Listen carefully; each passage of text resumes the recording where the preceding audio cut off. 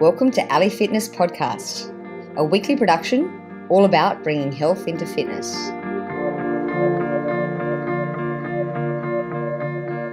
Brian's dive into health started when he became a father, wanting to provide the most optimal growing environment for his family.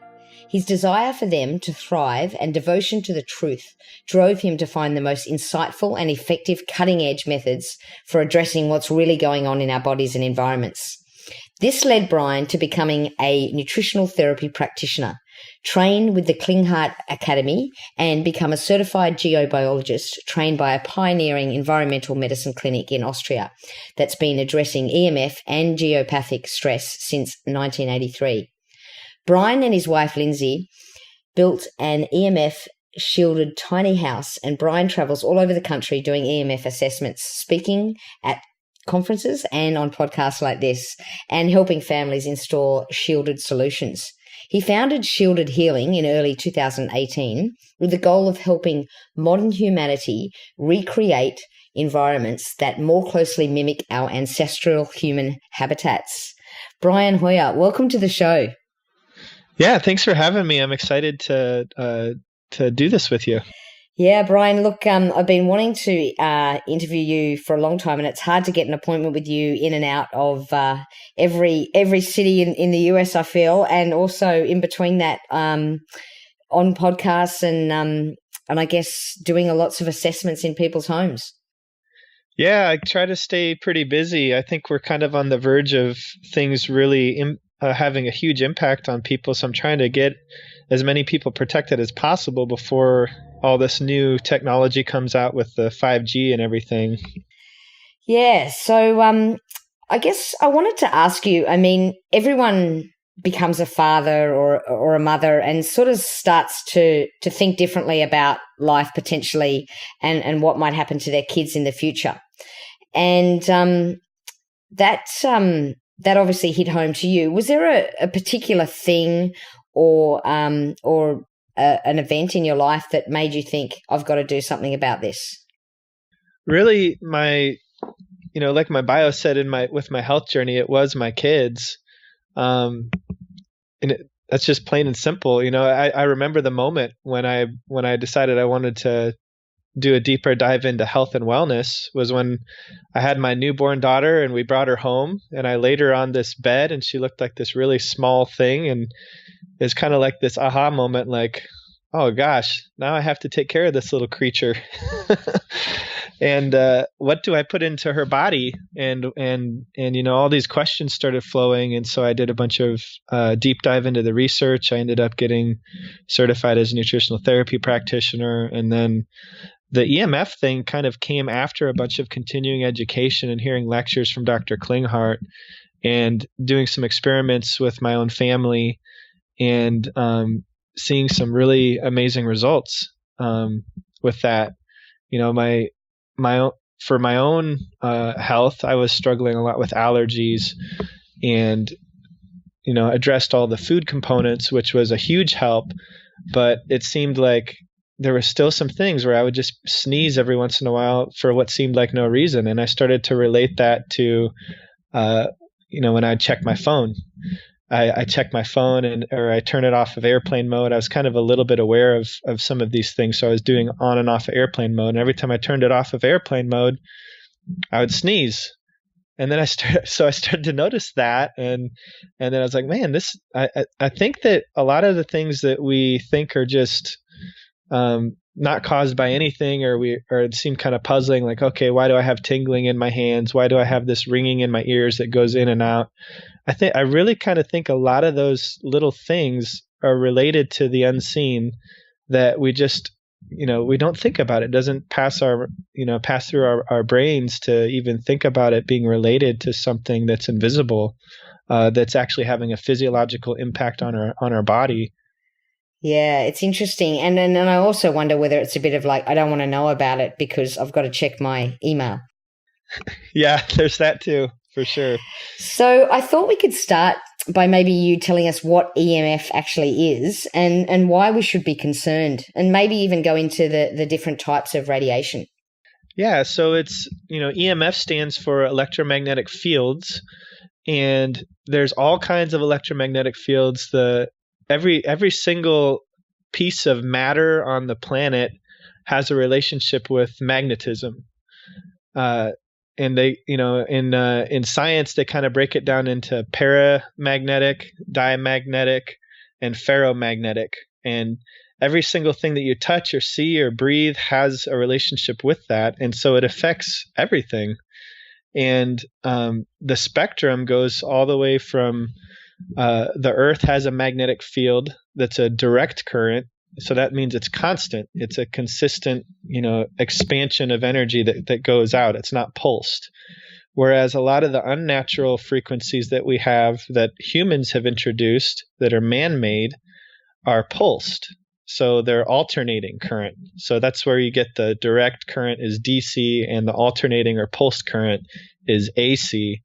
And that's something that all of life has never been exposed to until the last 150 years or so, when we've kind of expanded that to have this pulsed current, and we found that it has an impact on biological systems, and for detriment, and for some uses can be beneficial. But most of the normal exposures that we're exposed to are detrimental. So there's natural electromagnetic fields, and then there's unnatural man-made electromagnetic fields.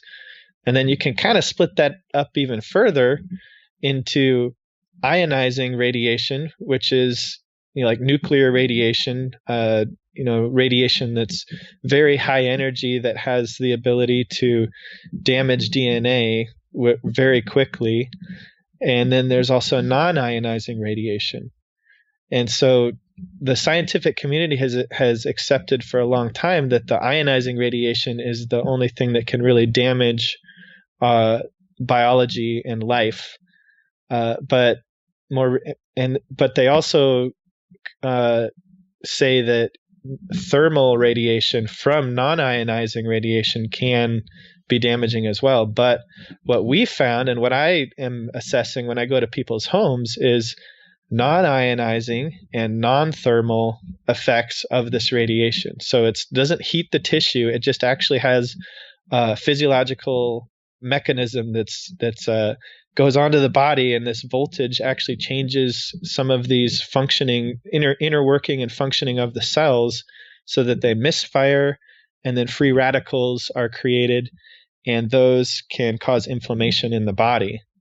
And so, there's a lot of arguments and debates about whether or not this non-ionizing, non-thermal radiation can have an effect. But most of the evidence now, people are kind of catching on to the idea that, okay, yes, it does have an effect, and maybe we've gone a little bit too gung-ho with accelerating these technological advances without testing this more thoroughly.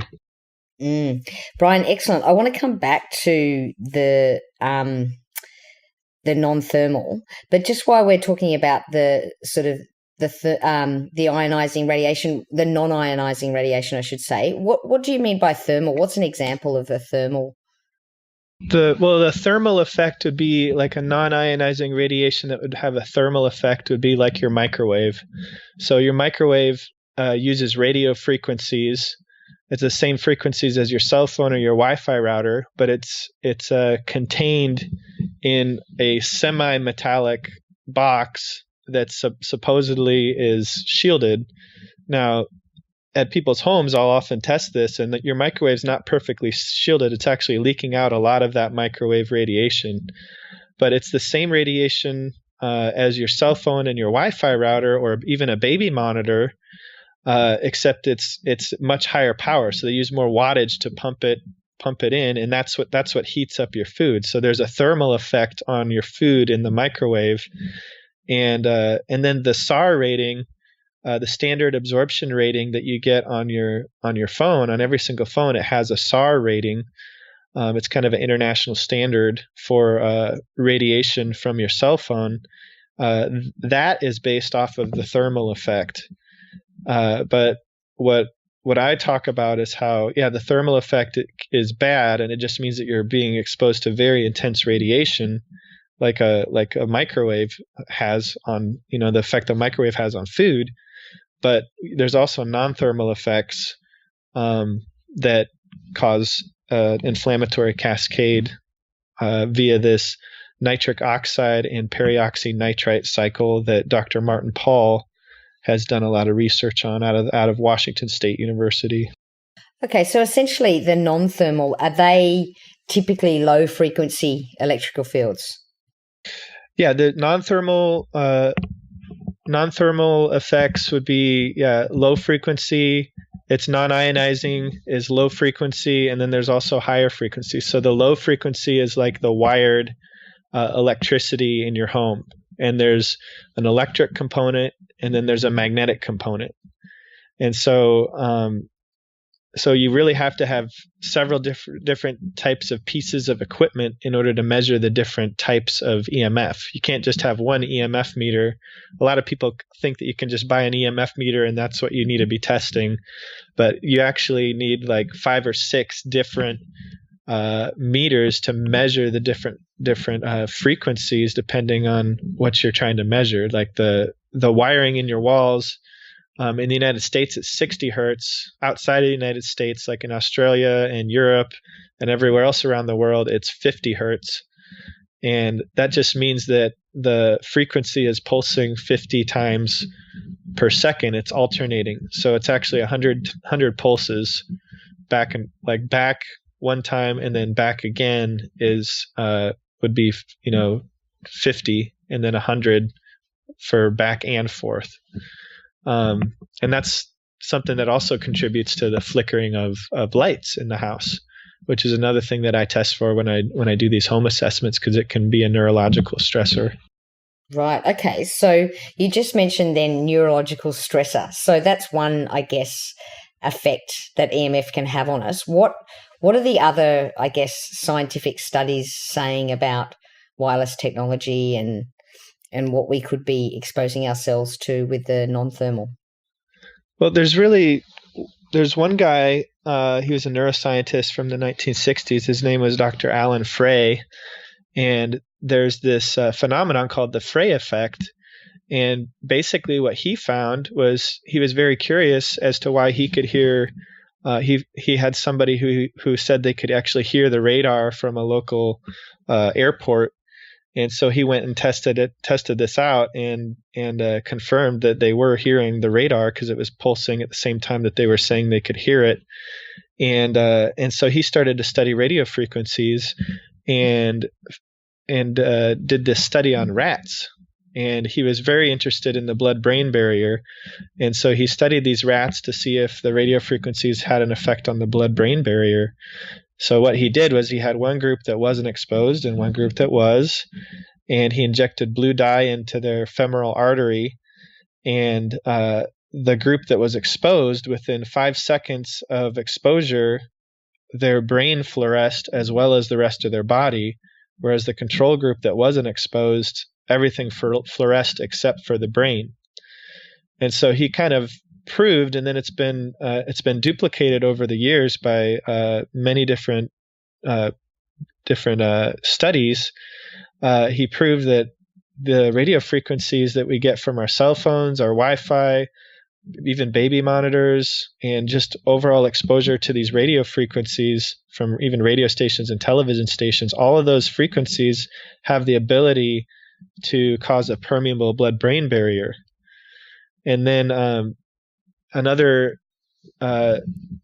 neurologist or neuroscientist, neurosurgeon is what he is, Dr. Jack Kruse, he talks about how if you're getting a permeable blood-brain barrier, then it causes inflammation in your brain, and through the brain-gut axis, that causes leaky gut as well.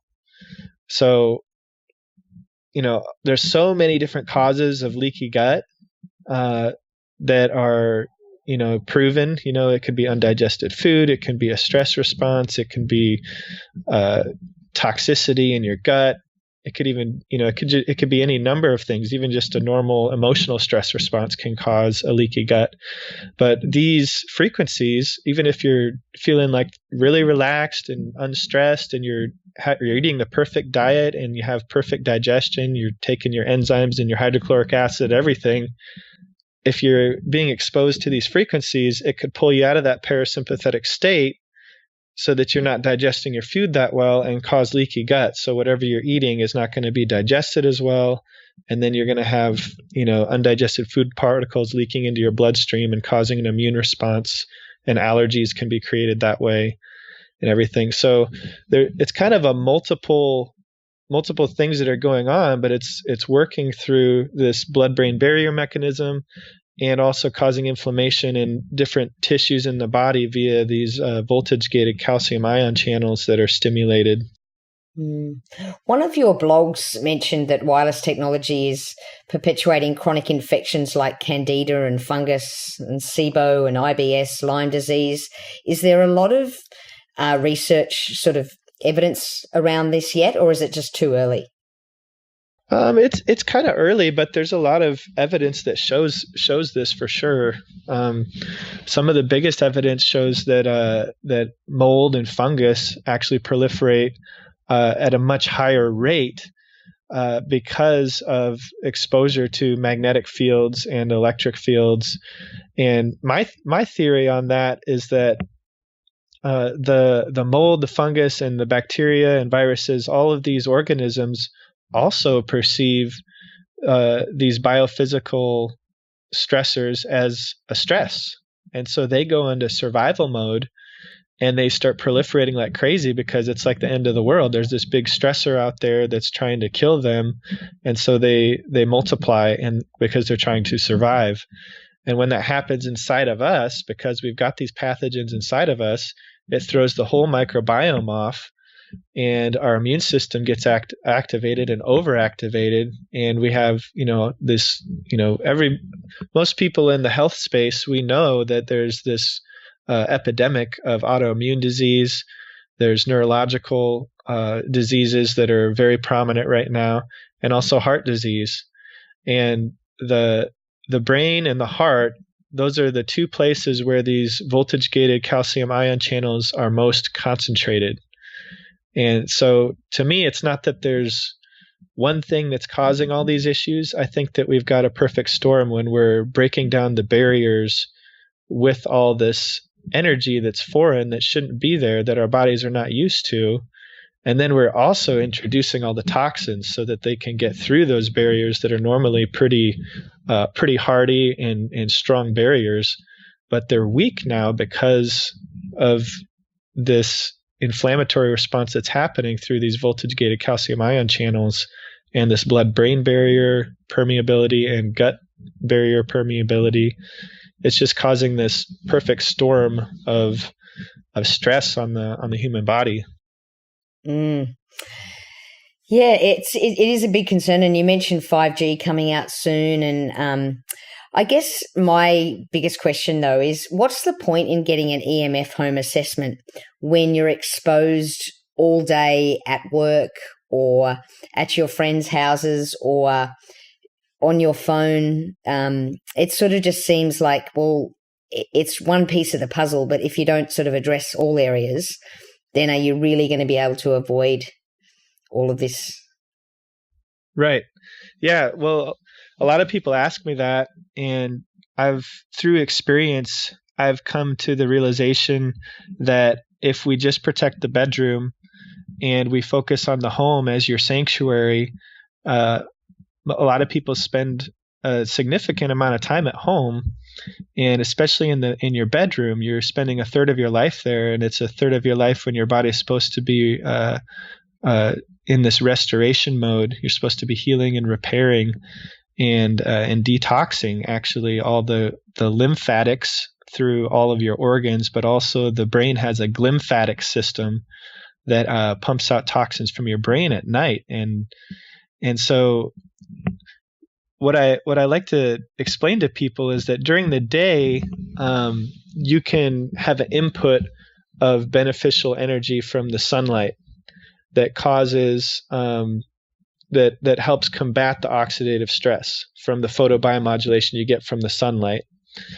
And you can also have an input of antioxidants to help combat the oxidative stress from the EMF.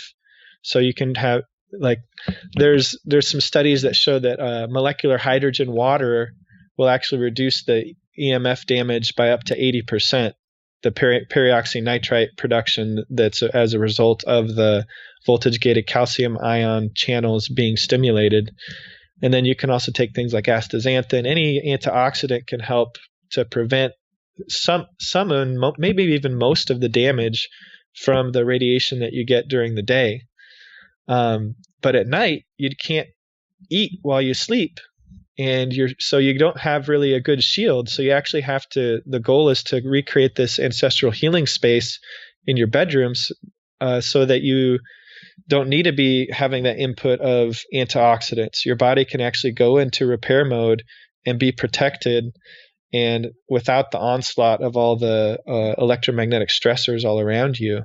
So it's, the nighttime, that's where I focus on and perfect is the bedroom, because that's when we're healing, and that's when we can't really have any input of antioxidants to combat the oxidative stress that happens at night. Right. So can you give us an example of what you might find in a bedroom? Yeah, I've tested about 300 homes the last 3 years, and every single bedroom never fails. I always find very high body voltage on the body. So I take a special electric field meter, and I can, I just press the antenna up against the person's body while they're laying down in their bed, and it makes this horrible sound. but it's buzzing, and you can see that there's a lot of voltage on the body, and we'll find out which breakers you can possibly turn off. And but I've still never been to a home where that hasn't been an issue. It doesn't matter if you have everything unplugged in the room. Sometimes I can even turn off all the breakers to the house, and the body voltage is still very high, because where the power comes into the house, it's still live. Even if you turn the main off, the power is still waiting there at the main switch to go to the rest of the house. So there's an electric field there that's riding onto the metal electrical lines, sometimes the gutter or the ventilation, and it'll wrap around the house and somehow reach your body in your bedroom. So ultimately, you find the electric fields. Sometimes if there's wiring errors in the home that we test for, there'll be high magnetic fields because of a wiring error that an electrician had some shoddy work that was done, and there's an issue that needs to be corrected so that the magnetic field's not so high. And then, obviously all the wireless, technology that we have in our homes now, from Apple TVs and Wi-Fi and cordless phones and baby monitors, and sometimes even things you don't even realize are continually, putting out radio frequencies. These smart meters that are on people's homes, the electric company has these meters that put out a signal of information that they send all the way to the electric company or through a network of meters in the neighborhood. And those can have a huge effect on people, kind of put them over the edge to where they can't sleep. They're getting headaches and migraines and that sort of thing. And what do you do in the case of that, Brian? Are you able to remove those meters? Yeah, some people, some cities and municipalities have programs where you can get those removed and you can switch back to the old analog meter.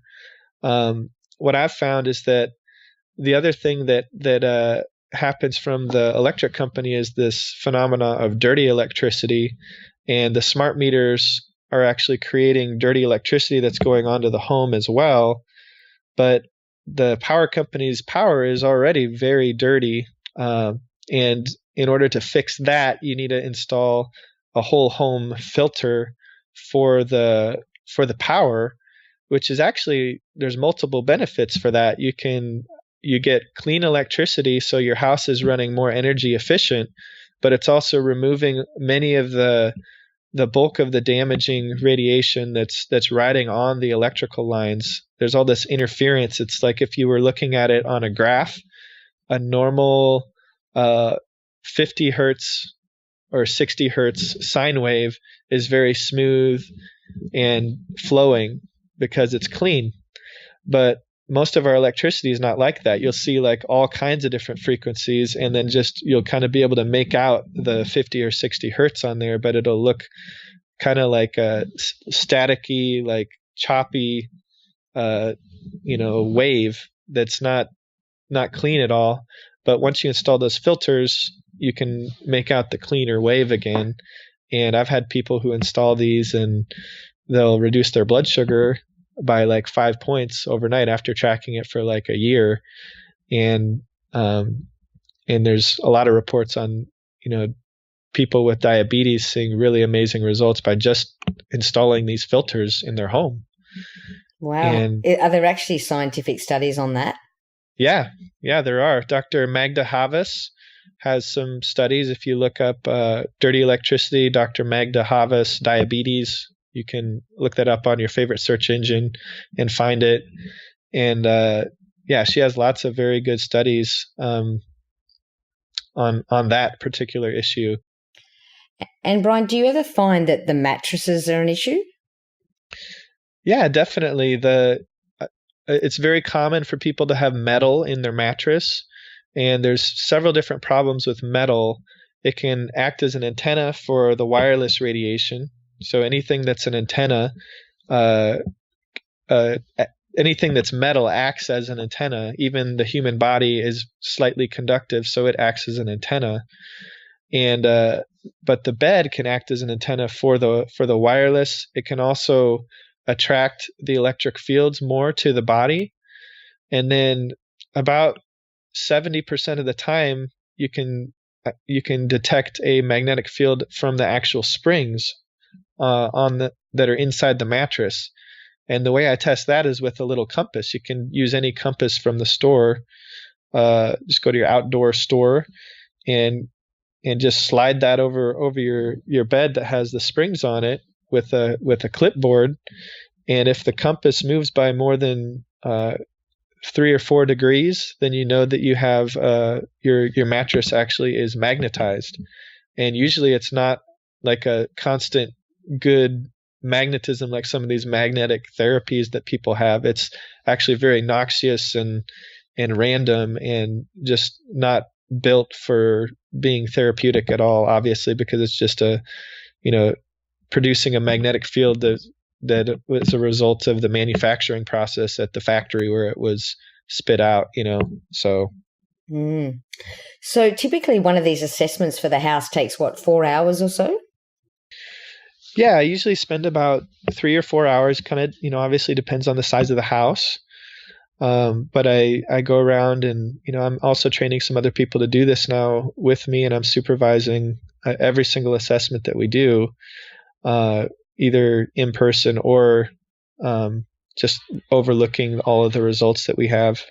But we're testing the electricity, the electric fields, the body voltage, the magnetic fields, the dirty electricity, all the wireless radiation that's penetrating the home from outside, and trying to hunt down and detect all the radiation from inside the home as well.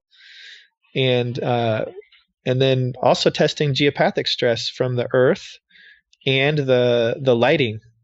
So we spend a lot of time tracking down everything. And my goal with these assessments is for us to have a consultant go to your house one time, and you won't have to have somebody come back except to check that the solutions are installed properly. And when we come back, when we're in the area, we test that for free. When we're back in the area, if you've purchased all the solutions through us, which we give a discount on anyway when we do the assessment. So it's a big process, but you just have to do it one time, and then you have your healing protocol for your bedroom and your house is as low a stress as possible, and it's 100% compliance. All you got to do is go to bed at night in your healing sanctuary. And, so a lot of people have problems getting their kids to eat the right foods and take the right supplements and things like that. But with this type of therapy that's very ancestral, all you have to do is have them sleep in the bedroom that they've been sleeping in, or maybe they weren't sleeping because they've had all these stressors all around, Brian, have you got any advice for people that perhaps live in more condensed living, like apartment living, and their next door neighbor has their wireless? Wouldn't that potentially affect you? Yeah. So what we do when we are creating this sanctuary is there's several options. We have shielding fabrics that can block the radiation from coming through the windows, or you can make a canopy out of it. And there's also paint that you can paint the walls with. And it's a graphite and carbon-based non-toxic paint that you put on the walls, and it's black. And then you can paint whatever color you want over that. And it's grounded, so it blocks all the electricity from the walls from coming onto your body. But then it also reflects away the wireless signals from outside. So you do all the walls and the ceiling, and then underneath the bed, we can either put this grounded mesh underneath the carpet or flooring, or we can just do something right underneath the bed to prevent electricity from coming up through the floor. And that's how we create this healing space. Is we're basically, because it's grounded, we're wrapping the earth up around the home again and having that separate us from the toxic electromagnetic stress that we've surrounded ourselves with in the modern day. And that's how we protect from the neighbor's Wi-Fi, but also the bulk of the radiation is actually coming from all the towers that are transmitting radio and television and cell phone frequencies into our homes. Look, I love what you're doing, and I really appreciate too, you've offered a discount, $100 off for all our listeners who potentially want you to come into their home and make it safe. So I'm going to put that link in the show notes. And I would love to ask you too, for people that either sort of aren't in the areas that you're coming to, is there sort of anything that you would like, maybe even a list of things that you would recommend doing regardless, without even testing? Because obviously to go out and buy, I think you mentioned you had 5 different sort of ways to measure. I imagine that would be quite costly. Plus you need to know how to use those machines. So I'm assuming that people can't just do their own measurements, apart from the compass example that you gave us. What would you suggest they do anyway, or are there measurements that they can do?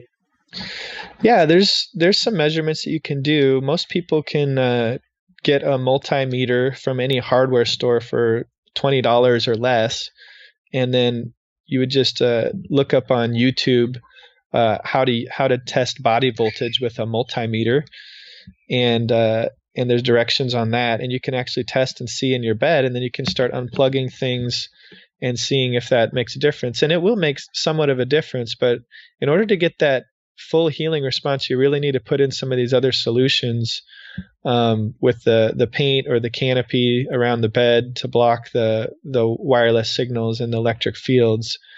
And it also matters the quality of the products that you're purchasing. So don't just go online and search for anything, shielding. There's so many products out there that claim to do things for EMF that aren't verifiable with these meters. And not to say that they don't work or support the body in some way, but I prefer to work with products that actually have a verifiable reduction in the actual stressor. We can do lots of things to support the body with antioxidants and red light therapy and those sorts of things. But yeah, as far as something that everybody can do, really, what I'm recommending now is that everybody install one of those whole home dirty electricity filters, or at least get the plugins for their house. There's little plugins that will clean out circuit by circuit, and those are on the website too, called Power Perfect Box. That's the name of the whole house dirty electricity filter. And then the little plugins are the Pure Power plugin units, and you can get those on the website too. But all of these things, you do need to buy a little meter that plugs into the wall and to test the dirty electricity. It's called a line EMI meter, and those are about $140 just to get the meter. And then yeah, for the rest of the things, there's some other radio frequency, they call them RF meters, that you can get, and you can kind of just test the things around your house and start to go back to wired. Get a wired mouse, get a wired keyboard, wire your internet again, get a wired telephone, and throw away the cordless phone. And then there's keeping your phone on airplane mode when you're not using it is a huge thing that people can do. So there's multiple things, and if anybody wants to know more about those things, they can definitely follow me on Facebook, and I'm always posting videos and things on that. And then I can also give you guys a handout to put in the show notes about some of those easy tips that anybody can do. That would be great. And I've got to ask you too, on your website, on the shop, I noticed some lights. What are they for, and who would you recommend those for? Yeah, those are, that's kind of a story behind that. I when I first got started in this, I would go to a lot of these health shows, these expos, and test saunas. And I go into a lot of people's homes and test infrared saunas as well. And a lot of the saunas are claiming to be low EMF. And so I would go around at these trade shows and ask to test all these different saunas. And a lot of the companies wouldn't want me to test. Some let me do it, let me test, and they would be very high in what I was testing for, even though they claimed to be low. So I was always searching for a company that would work with me to reduce and fully shield a sauna. And I finally found one with Sauna Space, and so I showed the owner or the founder of the company like at the show what was going on inside his sauna, and he thought he had already taken care of the issue with a shielded power cord. But then I gave him some extra tips and some other things, and he's like, "Okay, let's fully shield this thing." And so we made the whole panel is fully shielded from electromagnetic radiation. The guard is grounded where the light is, and basically it's what this therapy is. It's the near infrared lamp therapy, and the flavor of that is Dr. Lawrence Wilson and his research. So if you look up Dr. Lawrence Wilson near infrared therapy, he has a book about that type of sauna and all the benefits of it. But there's never, ever been a sauna that's fully shielded from electromagnetic radiation until I started working with Sauna Space to do this. And so I actually did an assessment at Dr. Mercola's house and set this sauna up at his house, and he uses it every day now. And so he's very impressed with it. But the healing benefits of that I found through the research that I've done is that it actually helps reverse some of the damage that EMF causes by raising your BH4 levels that combats and counteracts the peroxynitrite that's created from the EMF damage. And it stimulates the mitochondria to produce ATP, so you have more energy. And then I also found out with my studies that 2/3 of your ATP production is actually from this near infrared light. And so having this as a combination therapy with people who are very sensitive to these frequencies has been a huge blessing to them. I've seen people start to reverse some of the damage and reverse the sensitivities that they have to these electromagnetic stressors. Because I have two different sets of people that I really do assessments for. There's people that are very sensitive to EMF and they need solutions because they're kind of in this frantic mode. And then there's also people that are just really wanting to optimize their health and well-being. And I have about 60% health and well-being people and maybe 30 to 40% people that are actually really struggling and sensitive to these frequencies. That's awesome. And Brian, can you, we do have listeners in Australia, Hong Kong and other parts of the world. Are you able to, if they need a reference, if they email you on your website, would you be able to give them a name of someone that could do a similar sort of test at their home? Yeah, I can. I can't guarantee it the same way I guarantee my assessments. Because I do measure things differently than anyone else in the world right now with the combination of everything. But there are some very good people in Australia that I know. And then Hong Kong, I'm not sure. I'll have to keep looking for that one. Excellent. I guess the other question I had too was that would you recommend certain lights in the house? Like you were talking about the red light there. What about just putting the lights in individually without having the sauna set up as well? Yeah, what I found is that a lot of the new energy saving bulbs, the reason that they're saving energy is because they're not on all the time.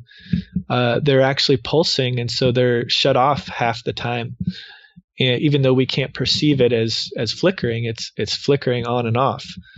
And the incandescent bulb with the filament actually heats up, and that's why they say it wastes energy. But the quote unquote wasted energy is actually healing energy that we use and our bodies use as infrared therapy that's stimulating that mitochondrial ATP production. So you can actually get therapeutic benefits from installing these old incandescent light bulbs in your house. And the higher the wattage, the better, because the higher the wattage, the hotter the filament gets and the less that it dies down from that pulsation of the 50 or 60 hertz frequency from the electrical. So I usually recommend at least 100 watts, preferably 150 watts or more, to prevent the flickering of the 50 or 60 hertz that's in your home. And then there's also the phenomena of having blue light exposure at the wrong time of day. We're supposed to try to mimic the light of outside and bring that light inside and try to mimic that exactly so that our circadian rhythm is continuing to function the way that it should, in tune with where we're at on the planet and also with what time of day it is. Otherwise, your whole sleep pattern is going to be thrown off, your detoxification at night, and just the way that everything is supposed to heal at night. All the hormones and everything are shifted out of balance to what they should be. So it's very important to, take care of EMF, take care of the light environment, and also go back to eating the way your ancestors ate. Excellent. And have you got any tips for mobile phone use? How do you use your phone?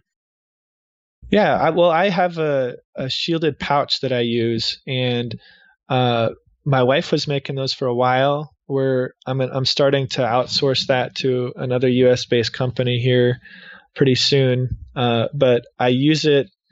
There's a lot of phone covers out there that actually don't work very well. You have to actually measure them. But when I use my phone, I always have it in this pouch, and so there's 2 layers of shielding between me and the phone at all times. And then I have the outside pocket that's shielded too. So when I'm holding the phone, my hand's not being exposed. And I can talk through that and people can still hear me. And then I just keep it in airplane mode unless I'm needing to be available. And one thing you can do if you want to be available is turn off your mobile data, because your phone is actually pinging the tower to constantly get updates for your Instagram and your Facebook and your email, pretty much consistently. Like over a minute, you might have like 100 different pings to the tower. But if you turn that mobile data off, then it's only going to ping when there's a text or a phone call. So you can reduce your exposure a lot just by that little, just turning the mobile, looking at your phone. And then one other tip I like to tell people is, how many of us use our phones for GPS in the car when we're somewhere that we're not familiar with? I think a lot of us do. So you can actually start your GPS, and then you can put it on airplane mode after the map is loaded, and then it won't continually be bombarding you as it switches from tower to tower. Because that's one of the times when it's most intense, is when you're driving through, like on the highway, and the phone is ramping up to reach another tower as the signal from the previous tower it was connected to starts to fade away. Excellent. And you mentioned there's a fair few shields out there that don't work very well. Can you recommend a brand apart from your wife's one, which doesn't sound like it's selling at the moment? Yeah, I don't have a particular brand right now that has everything that I like about the one that we're making. But any bag, the Faraday bag pouch, that would be better than some of the flip models that are out there. Okay. And when you're talking on the phone, I don't know if you do talk on the phone. It depends on how old you are, because I've noticed that if I ever ring anyone under 30, they don't actually answer. But if you are to talk on the phone, do you have any tips there? Yeah, you can keep it on speakerphone. With any EMF, no matter what it is, distance is always your friend.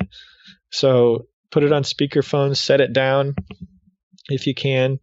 I put mine in my pouch and on speakerphone and set it down, and then have it angled away from me so I can still talk on the phone. And then, you can also use a wired ear set.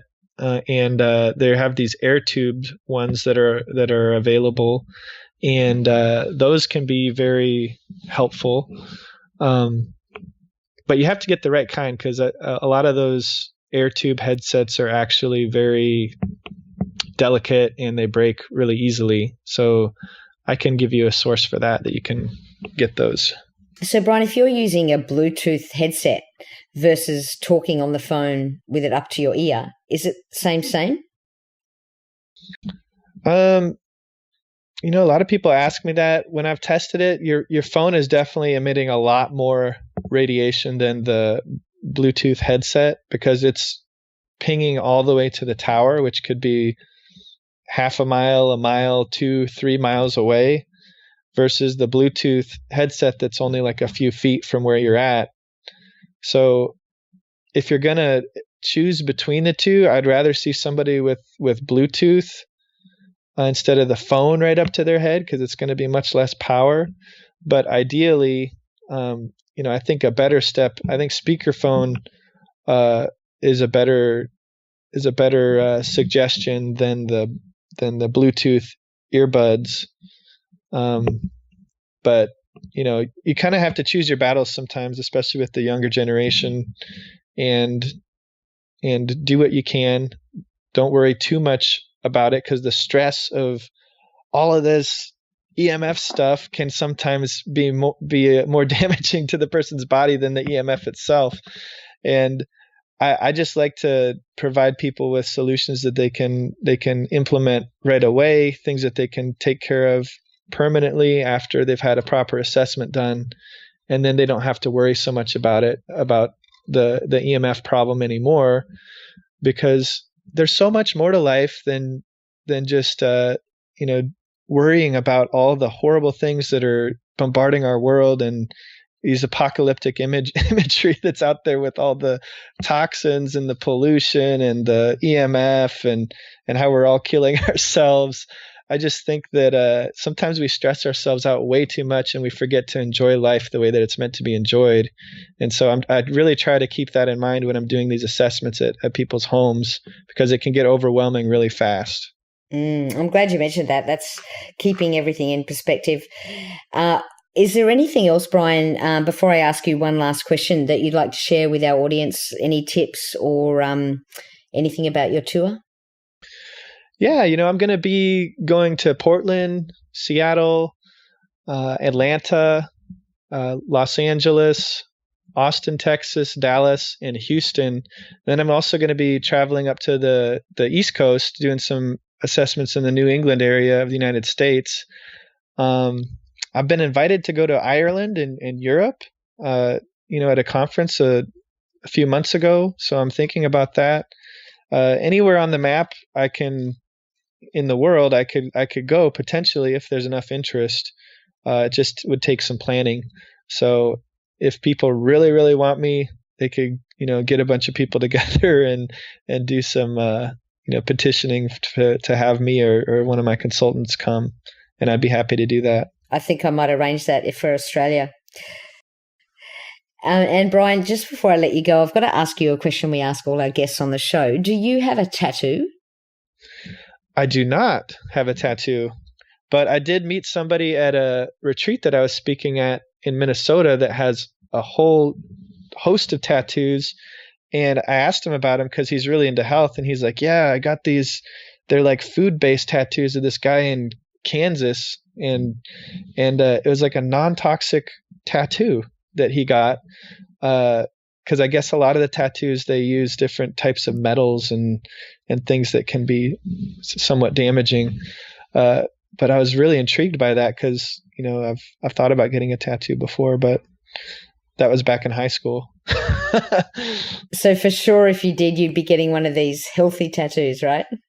Probably, yeah. I think I would seek that guy out and ask him. That's excellent. Look, Brian, thanks again for coming on and just sharing your wealth of knowledge of this somewhat sort of scary area that we're all sort of, I guess, facing, but at the same time trying to be naive about in one sense.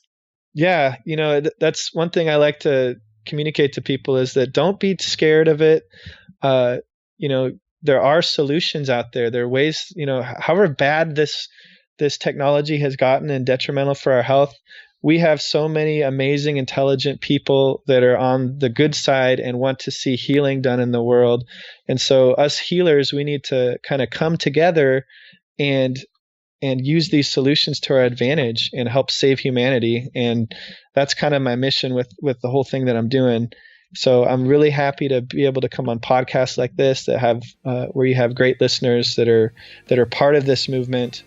And I'd love to, I'm really looking forward to meeting some of these people while I'm on the road. Excellent. Look, thanks again, Brian. Yeah, you're welcome.